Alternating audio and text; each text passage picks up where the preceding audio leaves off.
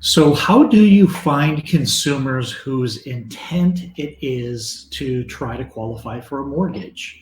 That's exactly what we're going to talk about today on the Second Opinion Loan Officer podcast.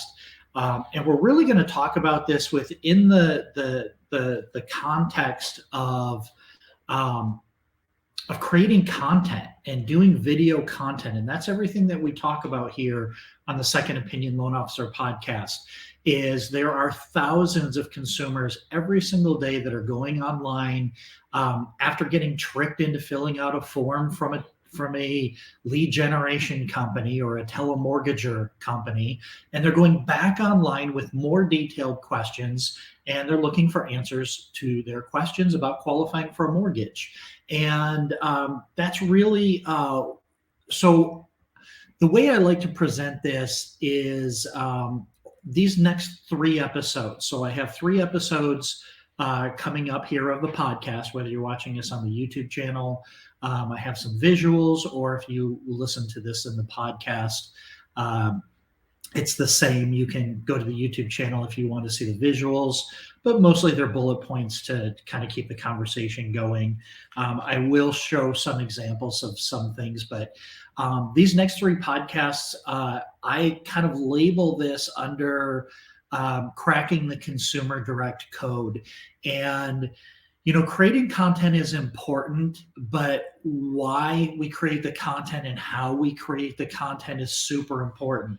So just creating content is one thing, but doing it in the right way so that we're getting our message to the right people, we're getting the right people to pay attention to us, and then finally to engage with us all in a way that's going to ensure that we're going to continue to be the second opinion option for online consumers, quite frankly, by playing the game right and being a part of the algorithm. And that's what all of this is going to be about, these next three. So I call this the three laws of video engagement. And when I say laws here, I'm not talking about rules that you have to follow. This is much more high level. I want you to understand why it's important to do video and how to do video properly. So this is higher level stuff. So when I use the word laws, when I'm talking about the three laws of video engagement, I'm talking more about the laws of thermodynamics or the law of physics. These are universal laws that apply to you being found on Google and YouTube.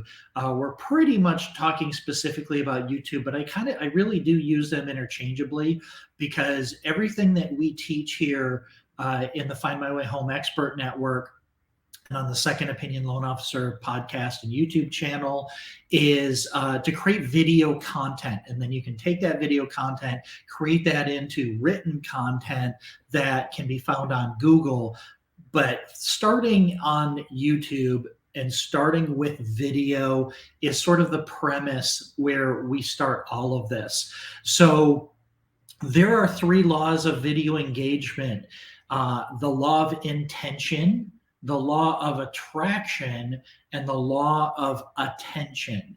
So in this episode, we are going to talk about the law of intention. And really what we're talking about here is, what is the consumer's intention?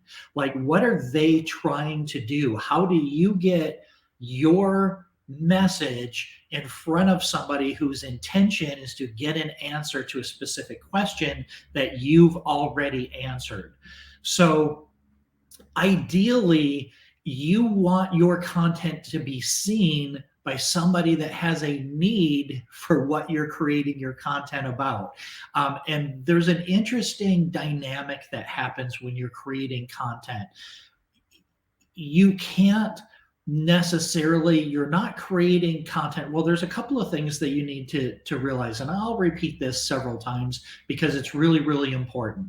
The first and foremost thing is we think when we're doing video that this video is being seen by all of these people and that it's just out there and everybody can get access to it. Well, while it's true that you can be found by anybody, your videos or your articles are only being consumed by one person, right? So one person is doing a search, one person is clicking on your link, one person is clicking play and watching your video. So it's important, I think, to unpack what the intention of that consumer is as they start their journey. And not ideally, but ultimately what we are doing is when we're publishing this content and we're putting content out there, we're just improving our chances of being found, or we're improving our chances of covering a topic of a consumer, or that a consumer is concerned about, and that they are currently looking for answers to those questions. So law of intention is we want to be found. Our intent is to be found by people whose intent is to have a problem solved that we have already solved. So what do we know about an online customer's journey? This is a good question. What is their motivation? So the first thing you have to understand is that consumers go online not because they want to apply for a mortgage or that they want to fill out a lead form. Consumers go online because they have questions about qualifying for a mortgage. So what they're doing is they're primarily doing one of three things when they go online. They're either searching, they're researching, or they are investigating the solution to their particular problem. So let's unpack that a little bit. Another way of saying that is they have questions, they're looking for answers, and they need a solution provider. That's why we go online. And I want you to always remember your behaviors, your search habits when you go online. You go online to a certain way. You research things in a certain way. Remember to put yourself in that consumer's shoes. You go online because you have questions and you might not know that much about it. And then you're looking for answers. Sometimes you don't even know the right question to ask, right? Then you're looking for answers once you identify what the right question is. And then you need somebody who understands your question, who knows the answer to your question, and that you can provide them with a solution to their problem. So searching, let's start with searching. What is the behavior of somebody who is searching? Well, they're usually in the very beginning stages of the journey. And my experience doing consumer direct for about 15 years now is that most consumers, at least most of the consumers that I see on my website, and my website gets about 20 to 25,000 unique visitors every single month. So that's where I'm drawing. If you've listened to the other episodes, go back to my foundational episodes, the first 3 episodes of the podcast or on the YouTube channel, and you'll kind of hear a little bit more about my experience. But my experience is that most consumers that go online and do Google searches, they're aware that they have a problem, but they're unaware of the solution. In most cases, I think a lot of consumers get into trouble because they don't know the right questions to ask a lot of times. So they're typing in questions into Google and they're getting different answers. They're aware that they have a problem, but they don't necessarily understand what the problem is. And they definitely don't know how they don't know what the solution is quite yet. So searching, a consumer that is searching, they are in the beginning stages of their journey. They're unaware of they are aware of what their problem, but they are unaware of what the solution is. Then researching their problem. Once a consumer understands the right questions to ask. Now they're aware of the problem, and they're probably aware of the solution at this point. If they've done enough research, they're getting several answers. In the researching stage, they have a little bit more information, but they are unaware of who they can help. Now, I talk about being aware and being unaware, and this is a really common sort of a dialogue when you're talking about what motivation or intention of a consumer is. Being unaware means that they don't know what they don't know. Being aware means that they know what they didn't know previously, but they probably don't understand it. And then once they understand it, then they're looking for somebody to solve their problems. This is what we go through. This is our behavior pattern when we're searching online. So researching is they're aware of the problem. They're aware that there is a solution, but they're unaware of who can help them with that solution. And then you evolve to the investigating stage, because you are aware, they're aware of the problem, they're aware of the solution. Now when they're investigating, now they're aware of you as a solution. And they will reach out to you if it's easy to reach out to you, or if it's a referral from somebody. Let's say they're searching around and they find your answer, or they find your article. They're probably also going to Google you. They're going to investigate you. So think of how you do this. You are searching, so you ask questions in a Google search or a YouTube search. Then you're researching all of the results of that initial question, and you're looking to see what resonates with you, who resonates with you, who is capturing your attention. Then they're going to investigate those solutions and determine whether or not, now that they know that you are a solution, they are aware that you can provide a solution, they're going to investigate you and determine whether you are the right solution for them. And there's a lot of things that go into that. So the reason why I harp so much on being found on Google and YouTube is because Google is still the #1 search engine in the world. It's the #1 place where all consumers go to ask questions about qualifying for a mortgage, or ask questions about anything.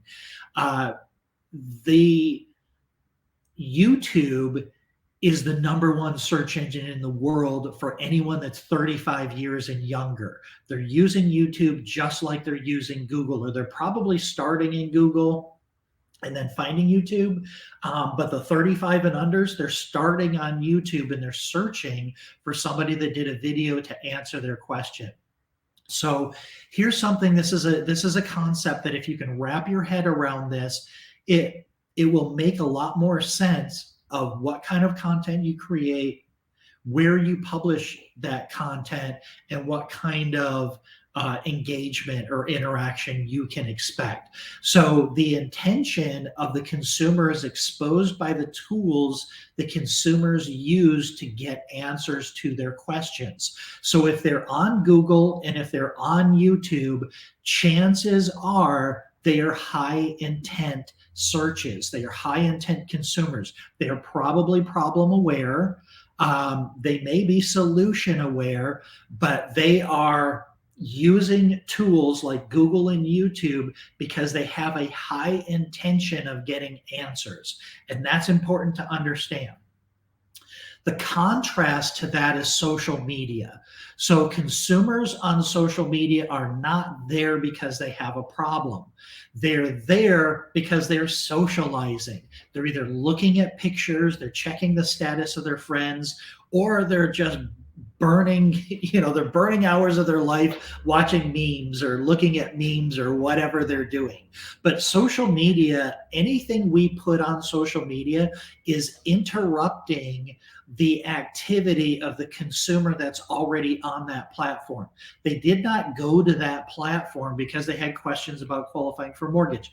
Now, listen, that's not a that is not going to that is not a universal answer. I'm sure that somebody goes on social to ask their friends if they know somebody, they go to tap their sphere, see if anybody knows a mortgage guy or a real estate guy or an insurance guy or things like that. That absolutely happens.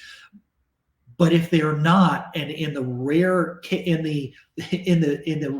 that they are doing that, everyone else is just there doing something else. They're not online because they have a problem. They're on time. They're online because they're wasting time, or they're relaxing, or they're entertaining themselves. Now, don't get me wrong. That doesn't mean that you don't publish your content on social media. I would absolutely publish your content on social media, but you're promoting your content on social media. You're not creating content on social media. Now you can, I'll dive into this a lot more because I don't want to leave you with the impression that social media is bad, because it absolutely is not. But what you publish on social media is not necessarily going to come up in a Google search or a YouTube search. And again, we're talking about intention here. We're talking about consumers identifying their motivation and their intent. And we want to get our answers in front of somebody who's asking questions about things that we specialize in. And that simply doesn't happen on social media. But I would absolutely publish it on social media and say, hey, I ran across this issue the other day. It's a super common issue. So I created this video about it. Come on by and check it out. There's other reasons why you want to pull them off social media to watch your video, because you want to control the environment there. You don't want them getting distracted and going and watching somebody else's video or something like that. So the most simple step to success when you're talking about content marketing, and when you're talking about getting in front of people whose intent it is to get answers to questions about qualifying for a mortgage, is publish where the consumer's intention is to get those answers. Where are they asking those questions? That is Google and YouTube in my world. And that's the world that I want to introduce you to, because there is an enormous number of consumers online asking questions about qualifying for a mortgage, and they're getting trapped into call center lenders and lead aggregators. But the good news is that less than 2% of those lead forms are turning into a loan with those companies. So a big chunk of those consumers are going back online and are asking more detailed questions, and their intent is to get an answer to their question about qualifying for a mortgage. And then finally, I'm going to wrap up this intention episode with just a reminder that you will be more successful. And we're going to talk about this a lot more when we're going through scripting. We're going to go through some episodes. We're going to break down scripts that frameworks of how to tell stories so that you're capturing people's attention after you appear in a place where their intention is being revealed. So when you're doing these videos, you are always solving their problem, not the problem. And when I say that, one person is watching your video. They're going to find your video because, and we're going to go through this when we talk about the other two laws, but I'm going to show you exactly how they're finding your information. And when they find your information, they're looking for a solution to their problem. And a lot of that is the kind of dialogue that we use. So when I'm doing a video, I'm saying, if this is your situation, here is how you solve it, not in a big general way. So when you're doing that, when you're speaking to an individual person and their intent is to get an answer to their specific question, and your content pops up in their search, You already know that they're highly motivated. Now it's your job to capture their attention, keep their attention, and earn their trust. And that's what we're going to talk about in our upcoming episodes. Another simple step to success here is the more you publish, the more likely you will be found and trusted. The goal is to be internet famous on Google and YouTube so that anytime somebody is looking for something, one of your videos is going to pop up. And the more you publish, the more times you publish content, the more questions you're going to answer, the more of their questions you're going to answer, and the higher likelihood that you're going to be found because it's going to be easier to find you. Now, if you are interested in what I'm talking about here, I have created a free content creator community. Now, the content creator community is 100% free. It's on a platform called Circle. It's really cool. It's kind of like Facebook, except for it's private, so there's not a lot of distractions. I actually have some other detailed videos in the Content Masterclass about these 3 laws of video engagement. We have a bunch of dialogue that goes on there. We have some really, really smart people on there. Now, depending on when you're listening to this, this is a relatively new community at the end of 2020. This is December 2020 or December 2022, not 2020, but December 2022. We started this community. So if you're an early adopter and if you get in there, or an early adapter, I guess, and you get in there, and we would love to have a conversation with you. That is the Second Opinion Loan Officer Content Creator community. We post all of our videos in there. I'm regularly posting content ideas. I'm available to engage with if you have questions or comments about anything that we're talking about. Basically, I created this this community for anyone that's interested in learning how to create content and how to become a second opinion loan officer. And it's everything in there is teaching you how to do it yourself and learn how to do this. Now, if you're not a do-it-yourself type of person and you're looking for a done-for-you solution, that is what I do. I am the founder of FindMyWayHome.com, which is a consumer direct website that gets over 20,000 unique visitors every single month. And we have created a platform, a done-for-you solution that will inspire what topics to write about or to do videos about. We'll help you direct those videos, produce those videos, publish those videos, promote them so that you can be found on Google and YouTube. We're also going to follow up on any inquiries that you get. We're going to capture, convert, and we're going to nurture that database for you over time. And while you're building your own database, we're going to be making introductions to, we're going to be introducing you to consumers that come to our website looking or that have questions about qualifying for a mortgage, and they're looking for a second opinion. So we will introduce you immediately to consumers that are looking for a second opinion while we are building up your own library of trust assets, of your own library of content, so that you can start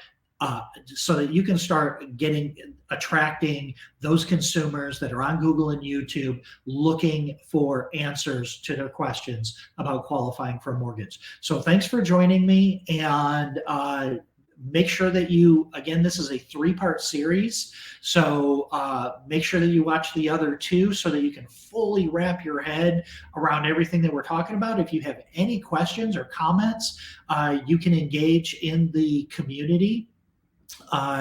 I will put it back on the free community. You can go to findmywayhome.com/solo, SOLO, stands for Second Opinion Loan Officer. Or if you're watching on YouTube, there's a QR code here, but I'll also have links to the content creator community and the done for you solution in the show notes or in the description on YouTube. So thanks for joining. I hope that you found this helpful, and I look forward to seeing you on the next episode.